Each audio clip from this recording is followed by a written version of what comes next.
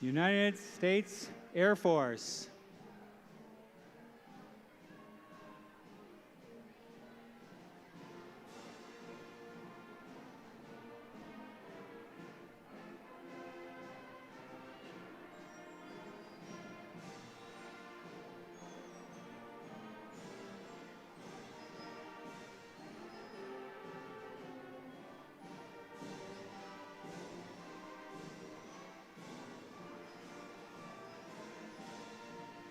United States Navy.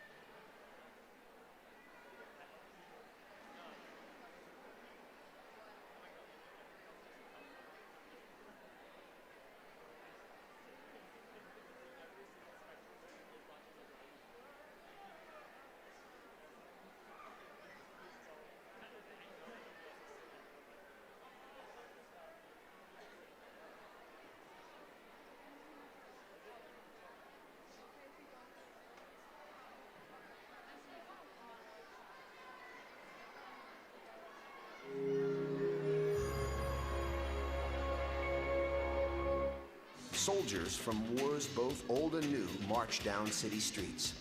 Flags hang from homes, businesses, even car antennas. Ceremonies remember those who dutifully served their nation. It's Veterans Day, or Remembrance Day, as it's known in much of the world, a time to honor members of the armed forces. And it all began in a railroad car with a document to end the war to end all wars. World War I, also known as the Great War, shocked the global community with its unprecedented toll in human life. Untold millions were killed. Germany was running low on manpower and supplies, so they agreed to sign an armistice, or truce, in the French commander Ferdinand Foch's private railcar. On the 11th hour, on the 11th day of the 11th month of 1918, all was quiet on the Western Front. The fighting had ended. Exactly 1 year later, President Woodrow Wilson decreed that Americans should observe a moment of silence at 11 a.m. to remember the armistice and to embrace the peace. Other Allied nations commemorated the peaceful anniversary as well. In England and Canada, citizens wore paper poppies. Poppies had become a symbol of the armistice. The poem Flanders Field described a one-time battlefield.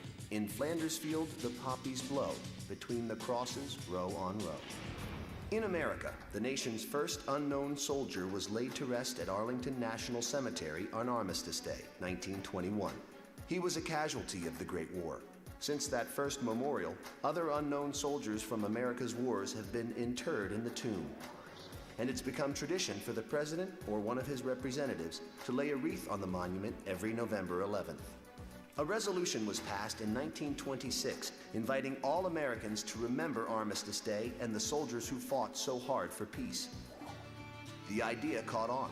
By 1938, the day was marked with so many ceremonies and parades, Congress made it a legal holiday, giving people the day off work. After World War II and the Korean War, Americans wanted to open up the holiday to include not just World War I veterans, but all who served in combat. In 1954, President Dwight Eisenhower, a World War II vet himself, legally changed the U.S. Armistice Day to Veterans Day, honoring those who served in all American wars. For a brief time starting in 1971, Congress moved the holiday to the fourth Monday in October, giving Americans a 3-day weekend. But most people rejected the idea. The traditional date of November 11th, the anniversary of the Great War's ceasefire, was too historically important to forget. President Ford reversed the law in 1975, returning Veterans Day back to its rightful date. Over the decades, the holiday has changed with the times. Originally, it was a call for world peace. Then in the U.S., it became a day to remember war veterans. Today, Veterans Day is set aside to honor not just those who served in war, but also those who have served their nation in peace.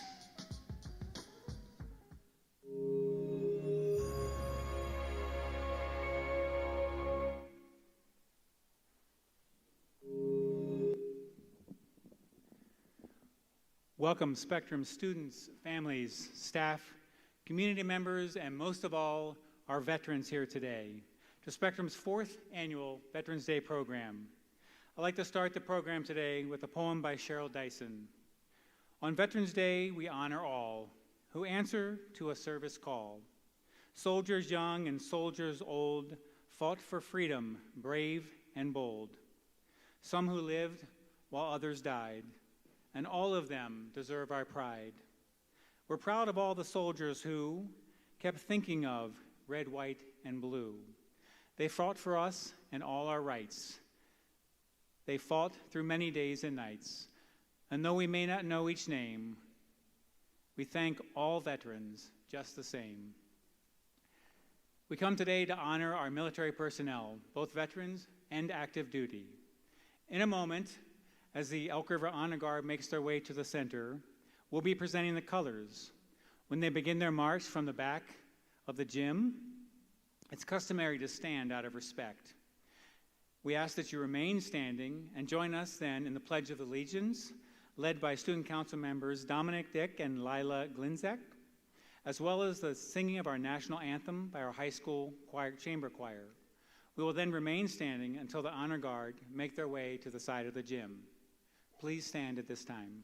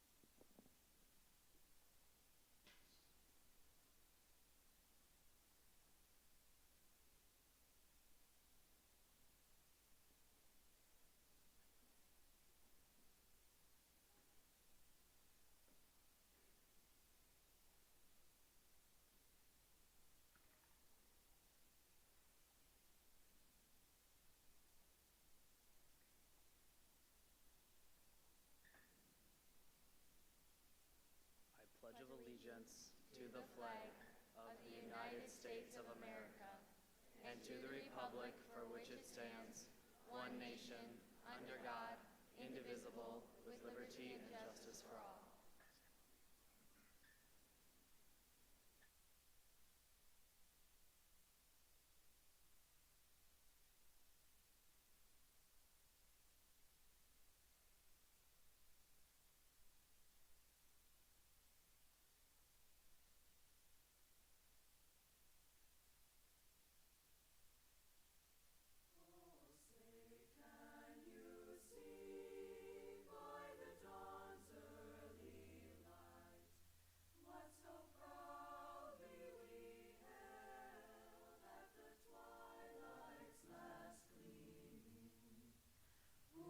Stripes and bright stars through the perilous fight, o'er the ramparts we watched were so gallantly streaming, and the rocket's red glare, the bombs bursting in air, gave proof through the night that our flag was still there.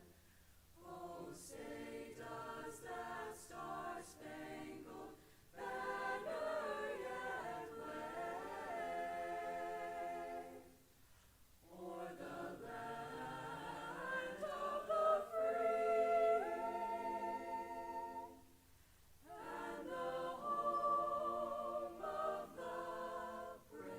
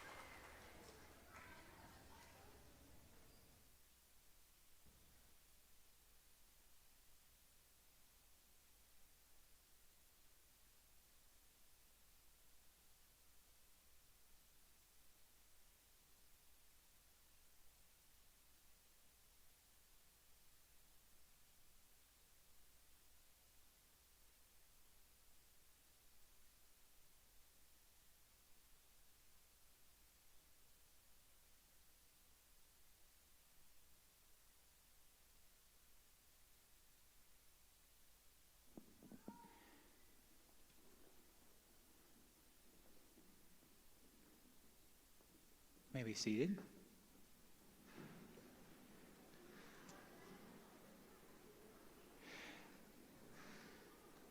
Each year, our middle school students participate in the Patriots Pen Contest conducted by the Veterans of Foreign Wars, or the VFW.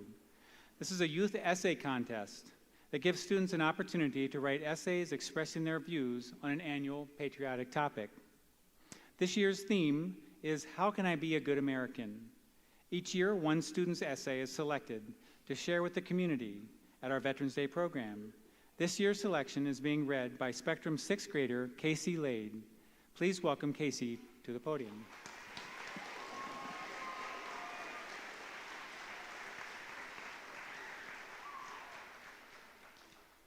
How can I be a good American? You can be a good American in many different ways. You can be a good American by having kindness towards others, welcoming all who come or are visiting America, and giving thanks to those who serve our country. Being a good American means to be kind to others. It could be a simple walk with a neighbor's dog, or helping someone with groceries. Being kind to others can mean donating to charities to help those get what they need to help them. Even if it's just the little things, like a smile or saying hello to someone who walks by. Being kind to others is how to be a good American. Welcoming others is part of being a good American. Welcoming others can mean welcoming a new neighbor or maybe someone that is new to your school. It might not always be someone new to your town. They could be new to the state or even America itself. Welcoming someone can make them more comfortable with change, even if it's just a friendly hello. Being a good American means giving thanks to those who help our country. Veterans and first responders are always helping to serve and help our country in the best way possible. They all risk their lives to keep ours safe. If you see a first responder or someone in the military, Thank them for their service. Thank them for what they do to provide the best for our country. Doing this shows that you appreciate what they do or did for this country, and that is part of being a good American. Even just a simple thank you can go a long way. Those are a few ways to be a good American, from being kind to everyone and welcoming all coming into America, to giving thanks to all that have served our country. There are many more ways to be a good American, but these are a few ways that everyone can do to make America a better place.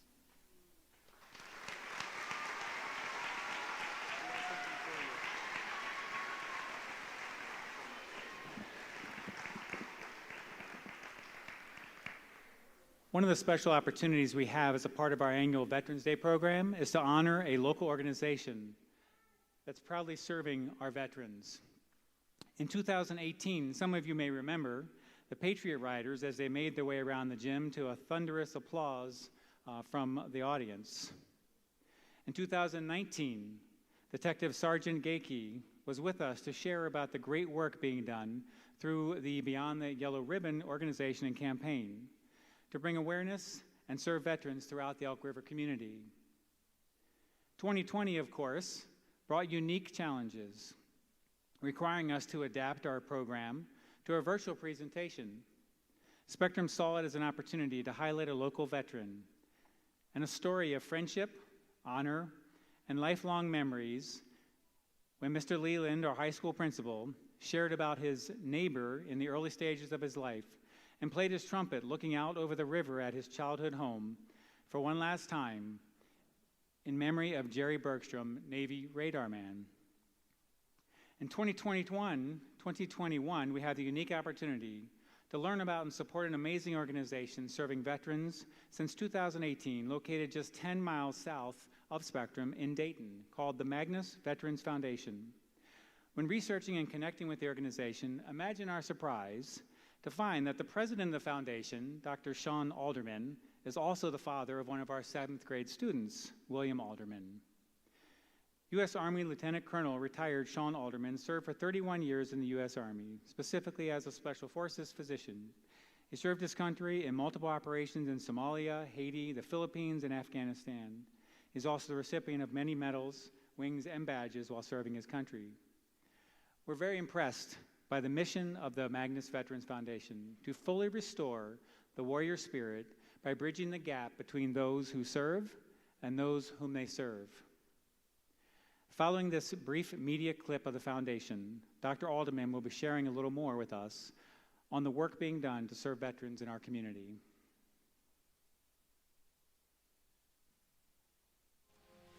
The Magnus Veterans Foundation, or MVF, was established in 2018 to serve our veterans and their families.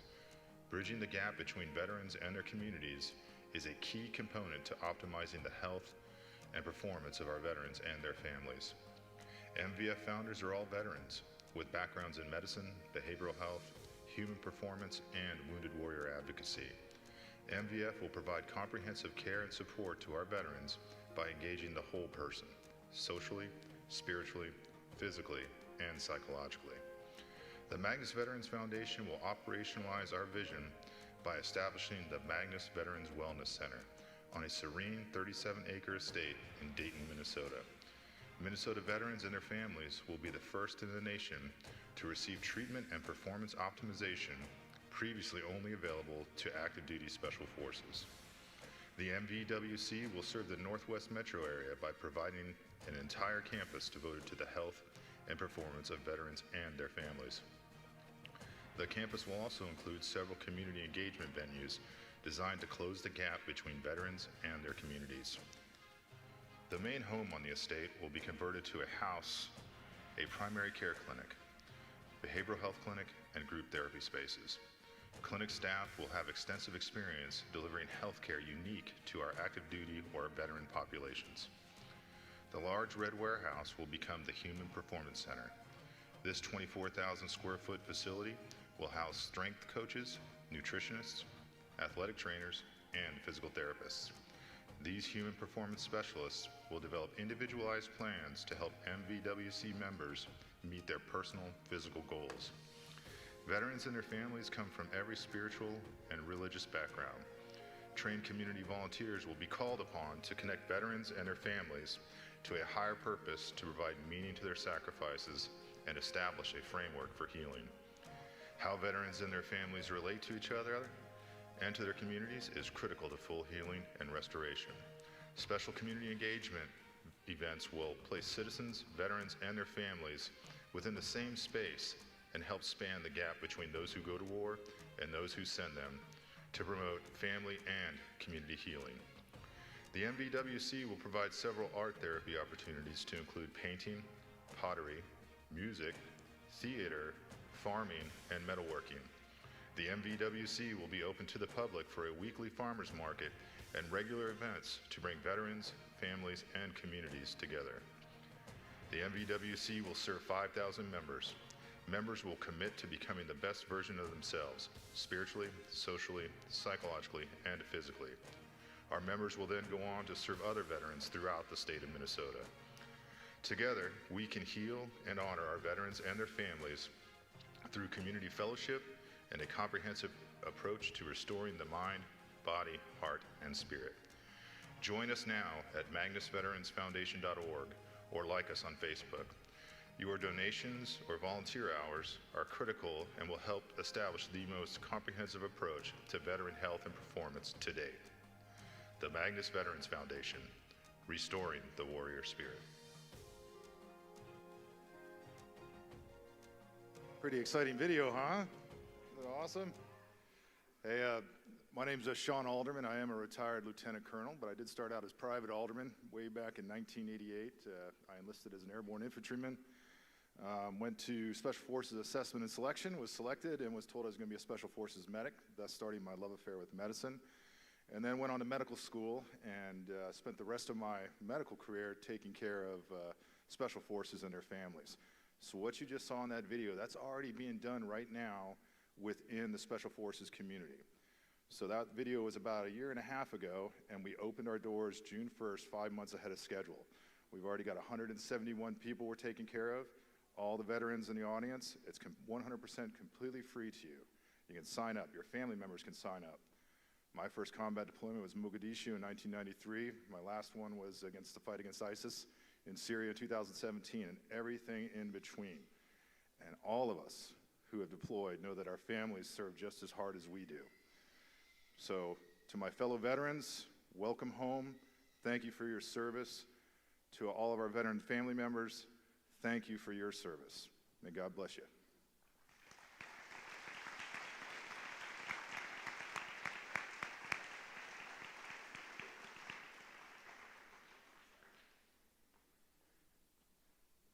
I'm going to ask at this time that our flag bearers would make their way toward the stage.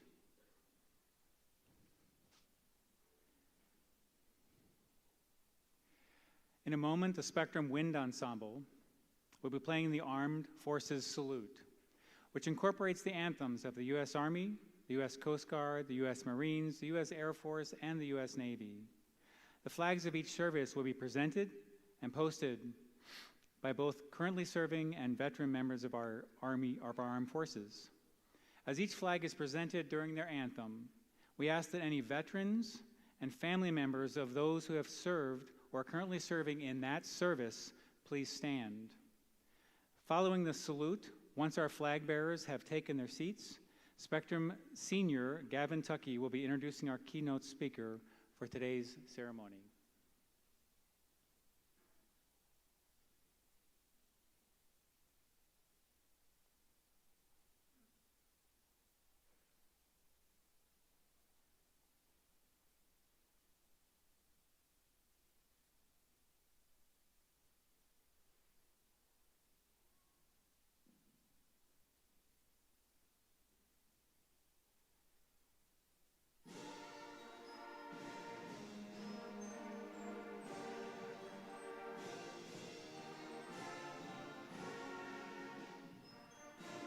The United States Marines.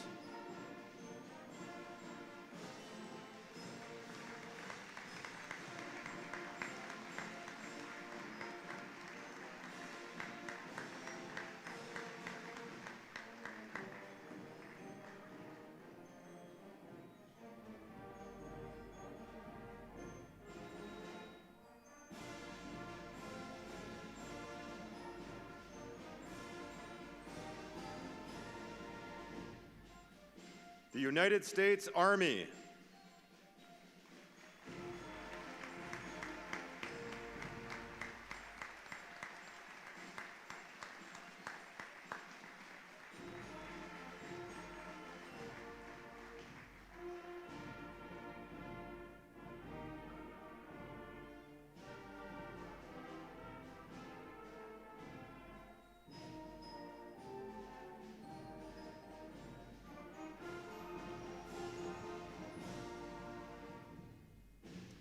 The United States Coast Guard.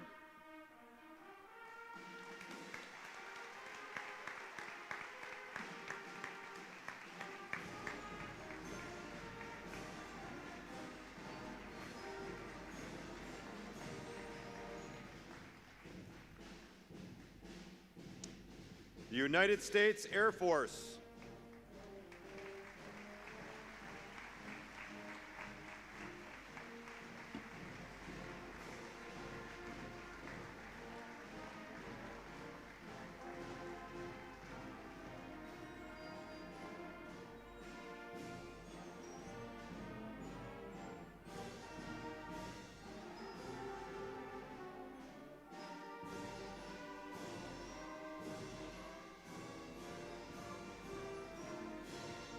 The United States Navy.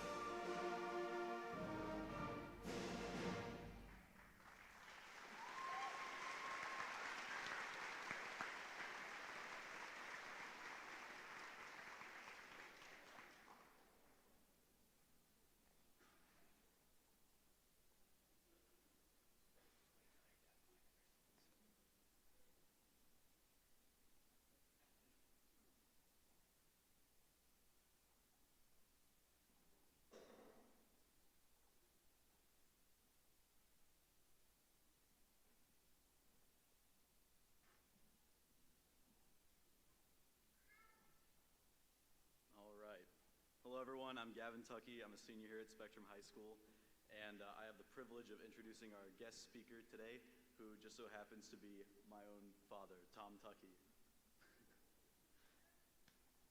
Give him a round of applause, everybody.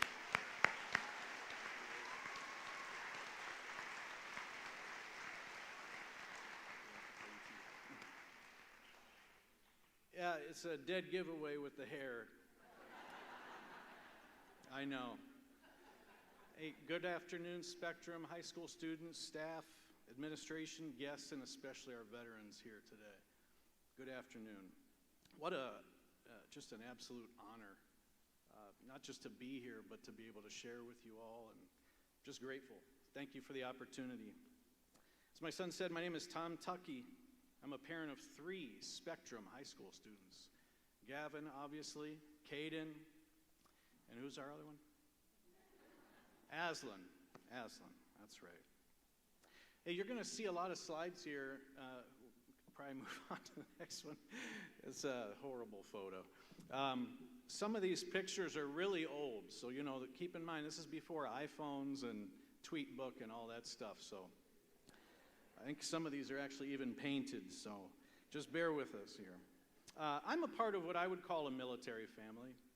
Both of my grandfathers, my father's side and my mother's side, both served in the military, in the Army, and were in World War II. My stepfather was in the Navy. He tested missiles in the desert here in the States during the Vietnam War. My brother was a cargo technician in the Air Force, served in Desert Storm. And my father was in the Army, served a tour in Vietnam, doing mostly supply sergeant work. The next slide, yeah, that's me. About 30 years and 7,000 cheeseburgers ago. That's me. I was a sergeant in the United States Army and Army Reserve from 1992 to 2000. I was a 37F, or Psychological Operations Specialist, and spent most of my military career doing that, and had the opportunity to be an instructor at Fort Knox for a while there as well. I joined the Army because my father was in the Army, and his father was in the Army. And I really just, more than anything, just wanted my father to be pleased with me. He went and served to keep my freedoms alive, and I just felt the same calling and obligation to do that for my kids. It's never really a good idea to do something just to please someone else, but it was my father, and it was one of the reasons that I did go. I am extremely proud of my family's service to our country, as anyone who ever puts on the uniform, I believe, should be. But enough about me. We're here to celebrate Veterans Day. So what is a veteran, and what's this day for? Well, a veteran, according to the government site, is any person who has served in the military that has been honorably discharged. So Veterans Day is a day that we celebrate and honor those men and women for their patriotism, their love of country, and willingness to serve and sacrifice for the common good. Today is set aside as a national day for veterans, but really we've come a long way in honoring our veterans throughout the entire year. You can go to Home Depot and get a 10% discount any time of the year. A lot of places are doing that for our military veterans, which I think is awesome. Just today I got a boatload of emails that said, come and eat for free as a veteran, come and eat for free. I think I got one from Denny's, and I'm not sure that's a benefit, dinner at Denny's, but, it's the thought that counts. But I just think that's awesome. We have a ways to go, but I think we've come a long way in honoring our veterans. One of the most beautiful things about the military to me is that it doesn't matter what color your skin is. It doesn't matter what background you're from, whether you're from the North or the South or lived in the country or the city, whether your family votes Republican or Democrat, whether you are wealthy or live below the poverty line. Once you put on that uniform, you are my brother, you are my sister. We share this commonality. And I just feel like it's truly a glimpse of the way this world is supposed to be. These people in these pictures, that's me and some friends at the barracks, they're a lot like a lot of you, students, young, energetic. You all come from different walks of life, but you come together here at the school for one common purpose, to learn, right? To be educated, and to make TikTok videos, I think. But here's something else that makes our military unique. We have instituted the draft in this country numerous times, but by and large, the United States military is a total voluntary organization. It means these men and women chose to sacrifice some of their freedom so that we could continue having ours. And I just think that makes our veterans all the more special. Nobody joins the military for monetary gain or to become famous, that's for sure. If you're looking to get rich, the military is not for you. Plenty of other ways to do it. But today is about our veterans, although they would never accept it phrased that way. For veterans, it's never about them, never has been about them. It's simply about serving others and serving our country. The reality of volunteering to serve is that there is the potential that you will never return home. In fact, a lot of men and women that have gone off to conflict or war never did. We celebrate those individuals and give thanks for their sacrifice always, but specifically on Memorial Day. Today, November 11th, is set aside for all veterans. And even though we think of and remember veterans that never made it back, today is a day we celebrate and thank those veterans that did. The ones we are fortunate enough to still have among us, to still have with us.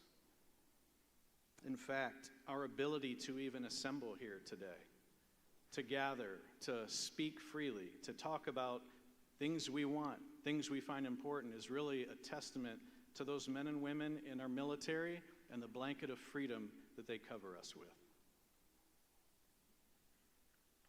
We're here to celebrate veterans today, as I mentioned, but today I really want to hone in on one specific group, the ones I call living casualties, the ones that came back from the Vietnam War, but are changed forever, mentally, physically, spiritually, emotionally, by something called Agent Orange. You know, many veterans across all different wars have lost limbs or worse. And they have to come back and learn how to navigate life in a new way. And as far as how difficult those things are, people can see those changes, right? You can see that they came back differently than they left. So there is care offered for those individuals. There are programs for those veterans. I just saw something this morning about these smart houses that they're putting in for veterans. This stuff's just amazing and well-deserved, and it's about time. But what happens when those physical changes are beneath the surface? What happens when our men and women return home and appear to be normal on the outside, but inside their bodies are being destroyed? Where is their care? Where are the programs for them? Please know, this is my heart. I am not minimizing anyone in any service. I'm not minimizing any mental hardships or external physical issues they're dealing with. I'm not. They're all heroes to me. My only intent here is to highlight a group of people that I feel may have been forgotten, these living casualties. My father was going to seminary school before he answered the call to service. He wanted to be a pastor. That's what he wanted to do.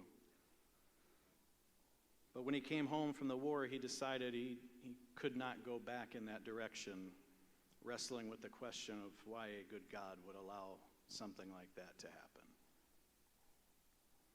Civil War General Sherman once said, "War is hell." And it gets quoted and requoted often because of how succinct and true that statement is. War is hell. My father passed away last year after suffering for 50 years with numerous issues brought on by Agent Orange: hypothyroidism, cancer, lupus, heart disease, diabetes. He had all of those.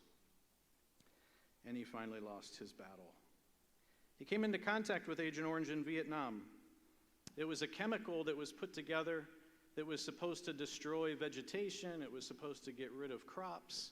This way you could get rid of the tree canopies that our enemies were hiding under. You could also remove crops so that it would be harder for them to eat. And it was a way for us to clear out areas for us so that we could conduct business the way we saw fit. It would arrive in 55-gallon drums or barrels with big orange stripes around the belly, thus marking it Agent Orange. It would be sprayed from fire hoses off boats along the coast, or it would be spread by crop dusting planes or helicopters to clear out that vegetation. Some artistic liberties, I think, there with the orange spray, but you get the point. It was a harmless chemical, they were told, but the truth was it wasn't harmless. There has been some real controversy over this chemical and its effect on the humans that come in contact with it. And much finger-pointing has happened between our government and the chemical companies that were paid to create these chemicals. In fact, when Dow CEO Andrew Laveris was asked in an interview in 2005, he thought he was sitting down for an interview about how he's going to bring the company back. It was suffering quite a bit at that point. And he was caught off guard by the question of what he thought about this dioxin, which is the chemical, really the harmful chemical in Agent Orange. And this is what he said, in quotes. Agent Orange is an episode that has nothing to do with chemistry enabling human beings and everything to do with governments going to war. And you know, when government's going to go to war, all rules are out the door. Thousands of veterans suffer or have suffered from contact with Agent Orange. It systematically destroyed my father's body, slowly, painfully at times. but you couldn't tell by looking at him. It just showed up at every trip he took to the VA for his checkups. His body, like so many others, simply deteriorating from the inside out. Living casualties. I was blessed to have my father for my entire life up until last year when the cancer finally engulfed his pancreas and twisted its way throughout his body. I was fortunate, though. My father came back, right? If he didn't, I'm not here. My kids aren't here. So I'm blessed in that regard. He did regain his faith prior to his passing, although it took most of his life. He did get the question answered that he had been dealing with for so long. He was a man of impeccable integrity, one of the kindest men I've ever known. If you have a veteran in your life, most of us do, please thank them. Just thank them for their service. Let them know you care. If you don't have a veteran in your life, they are very easy to spot most times, right? They could be eating at Old Main Eatery breakfast in the morning with their buddies. They've got their hats on with their unit number or the ship that they sailed on. Some have lapel pins with their unit citations or crests. License plates depict veterans for us. It will take you a very small sacrifice, a very small amount of time to thank them for their service. And it will mean everything to them, these veterans, these living casualties, as they now know that someone is thinking of them. Someone is proud of them, happy that they did what they did so we could have our freedoms. In closing, I just want to say thank you again to the staff and everybody's hands that put this together. This is phenomenal. Well deserved for our veterans, and it just shows the emphasis this school puts on remembering those. And it's just great to be here, so thank you.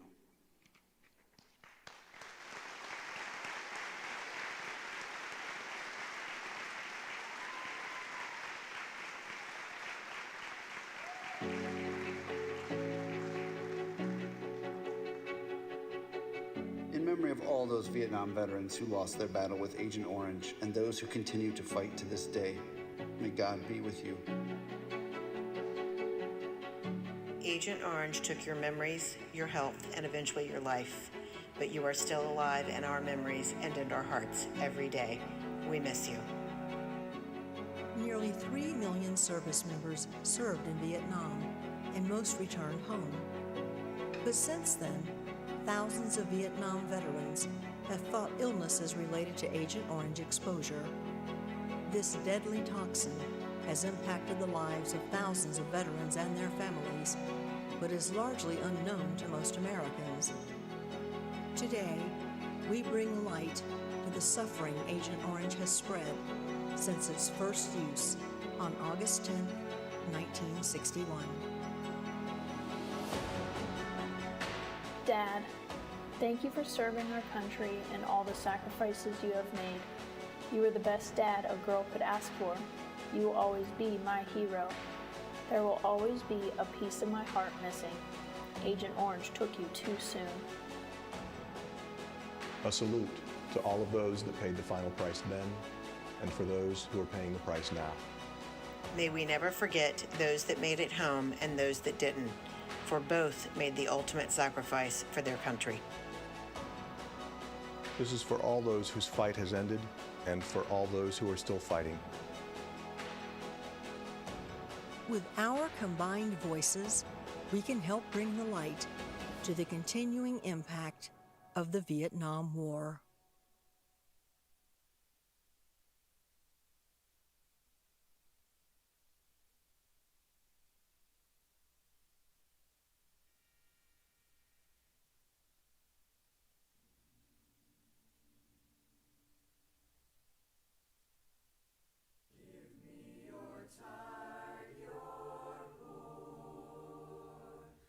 Your huddled masses yearning to breathe.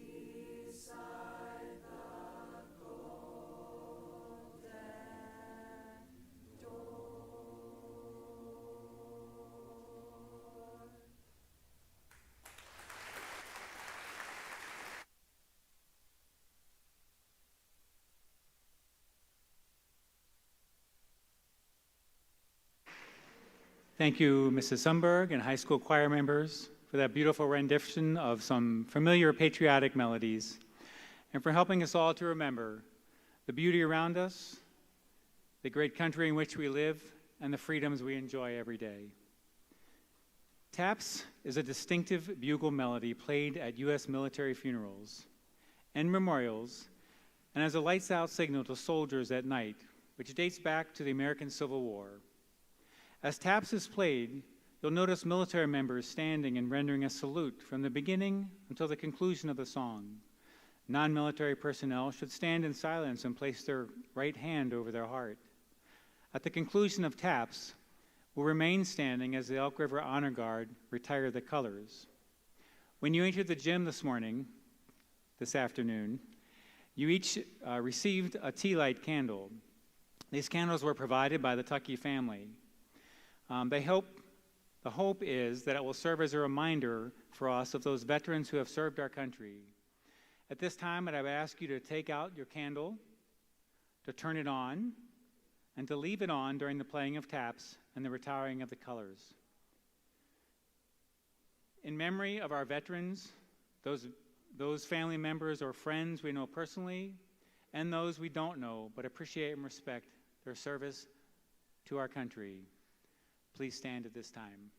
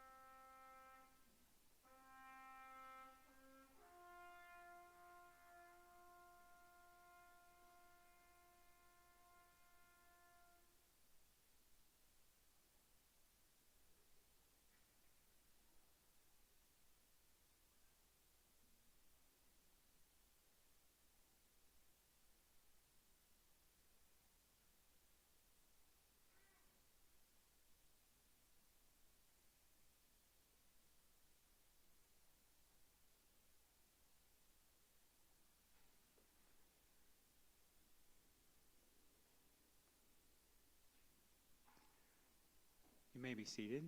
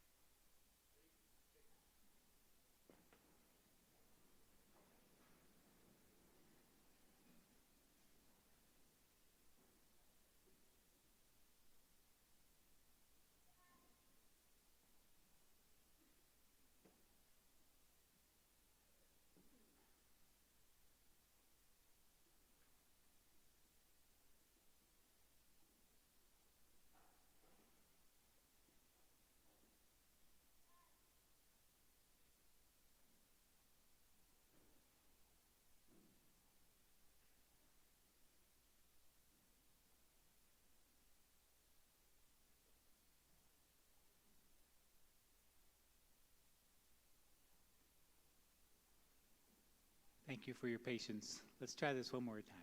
You may be seated.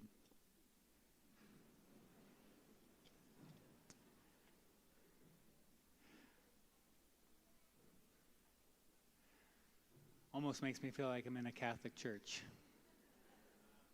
I can say that I grew up in a Catholic church. Well, our ceremony for this year has concluded.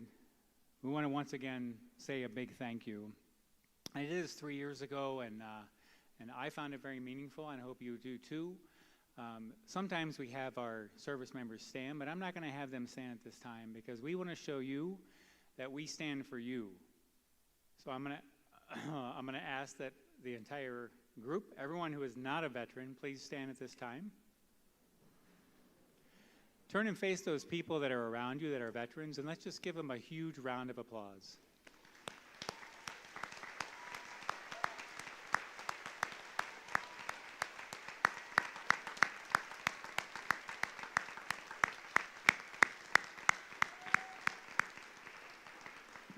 Thank you, thank you, thank you to our veterans.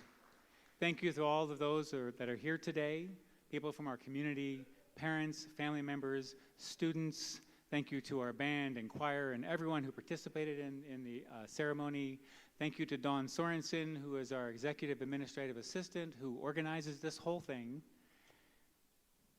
and keeps me on track. Students, I would ask you, I guess everyone at this time, if you could turn off your candles at this time. And thank you, by the way. We were a little worried, in case you were wondering why we reminded you twice during the day to please not turn on the candles until later. We appreciate you working with us on that. It's a special ceremony, and we're just so thankful for our veterans and all that you have done for our country, and thank you to the families who support you. So at this time, I would ask again that we would take a seat, and let me look at the time here. We have about 15 minutes before dismissal. It'll probably take 5, 6, 7 minutes for people to get back to their rooms. So I'm going to ask that people go back to their advisories, and then from there, wait for dismissal time. So at this time, we're going to have the middle school students. Please go with your advisors back, and then in a little bit, Mr. Leland will dismiss the high school. High school remains seated for now. Thank you again, everyone, for coming.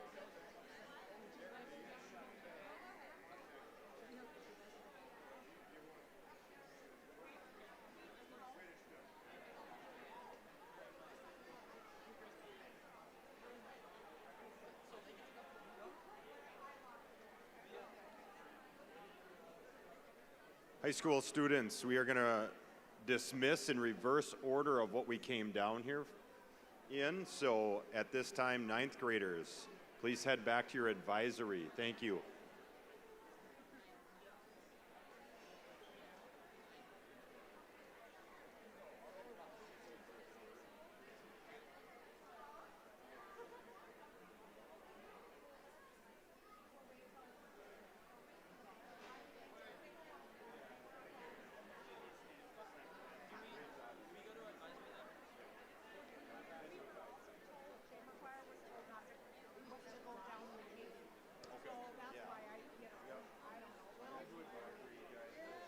We'll meet you there. 10th graders.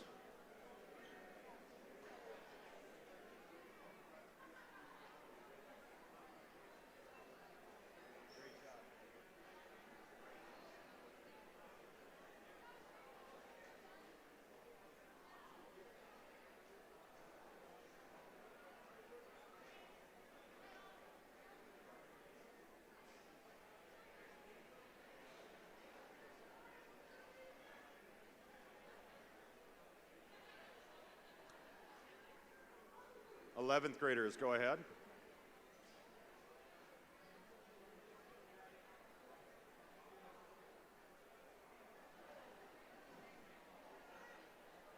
And seniors, if you want to go right behind the 11th graders, you are welcome to. Thank you, everybody, for coming.